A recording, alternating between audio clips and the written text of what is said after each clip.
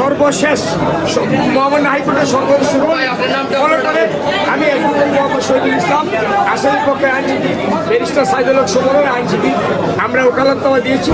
Barrister Saidul হক সুমনের বিষয়ে বিজ্ঞ আদালতে আমরা বলেছি ন্যায় বিচার প্রতিষ্ঠার সাথে ফর হ্যান্ডস অফ জাস্টিস তাকে ষড়যন্ত্রমূলকভাবে এই মামলায় তার রাজনৈতিক ক্যারিয়ারকে ধ্বংস করার জন্য তাকে জড়ানো হয়েছে। তার রিমান্ড নাম কতজন আইনজীবী তার পক্ষে দাঁড়িয়েছিলেন? আমরা আজকে ম্যাক্সিমাম 20-25 জন আইনজীবী আমরা এখানে দাঁড়িয়েছিলাম এবং আমরা সকলেই মাননীয় আদালতকে বলেছি ফর হ্যান্ডস অফ জাস্টিস সে নিরপরাধ, তার কোনো সংশ্লিষ্টতা নাই, ঘটনার সাথে সে কোনোভাবে জড়িত না, তার রিমান্ড নামঞ্জুর করা যায়।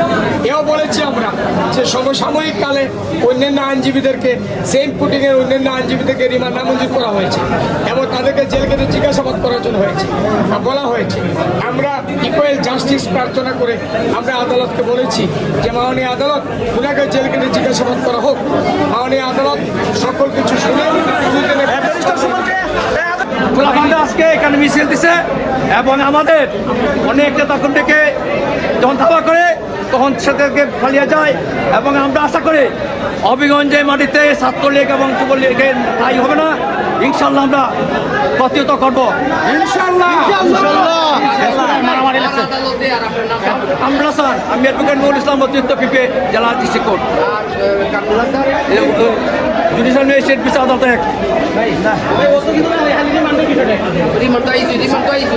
রিমান্ড 2 দিন মধ্যে ধরা হয়েছে, 10 দিন রিমান্ড রাষ্ট্রপক্ষ পাইছেন।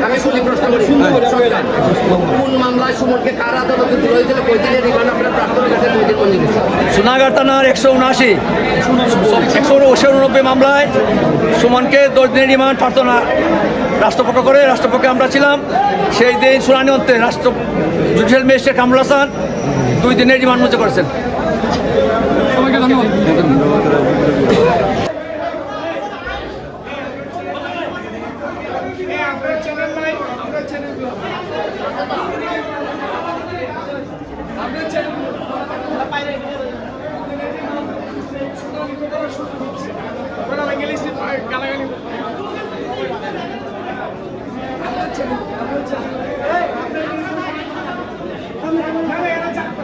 ক্যারিয়ারকে ধ্বংস করার জন্য, ওনার রাজনৈতিক ক্যারিয়ারকে ধ্বংস করার জন্য, ব্যক্তিগত জীবনকে ধ্বংস করার জন্য ষড়যন্ত্রপূর্ণভাবে এই বৈষম্য বিরোধী ছাত্র আন্দোলনে উদ্দেশ্যমূলকভাবে ওনাকে আসামি শ্রেণীভুক্ত করা হয়েছে। ওনার কোনো সংশ্লিষ্টতা ছিল না। ঘটনার তারিখ এবং সময় উনি ঘটনাস্থলে ছিলেন না, উনি কোনো বক্তব্য দেন নাই, উনি কাউকে হুকুম দেন নাই। আজ আইনে যে দেখানো হয়েছে উনি পরোক্ষভাবে হুকুম দিয়েছে, কাকে হুকুম দিয়েছে, কার কাছে হুকুম দিয়েছে, কোথায় হুকুম দিয়েছে, এটা বিজ্ঞ আদালতে ওনারা উপস্থাপন করতে পারেন নাই। মাননীয় আদালত আমাদের কথা শুনেছেন। ন্যায় বিচারের সাথে আমরা বলেছি ফর হ্যান্ডস অফ জাস্টিস, আমরা বলেছি যে রিমান্ডকে নামঞ্জুর করে জেল গেটে জিজ্ঞাসাবাদ করার জন্য ব্যারিস্টার সুমন একজন জাতীয় ব্যক্তিত্ব, ওনার মান সম্মানকে আদালত রক্ষা করার জন্য।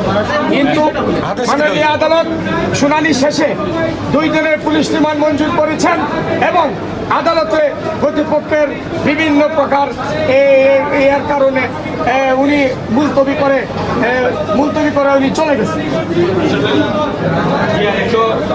189 নম্বর মামলায় ব্যারিস্টার সাইদুল হক সুমনকে মানের কোর্ট 2 দিনের রিমান্ড মঞ্জুর করেছেন। আসামি পক্ষ এবং বাদী পক্ষ উভয়ই করেছেন ব্যারিস্টার সুমনকে 7 দিনের মধ্যে রিমান্ডে নিয়ে জিজ্ঞাসাবাদ করে প্রতিবেদন দেওয়ার জন্য লার্নেড কোর্ট আদেশ দিয়েছেন। একই সাথে লার্নেড কোর্ট আদেশ দিয়েছেন যে রিমান্ডে নেওয়ার আগে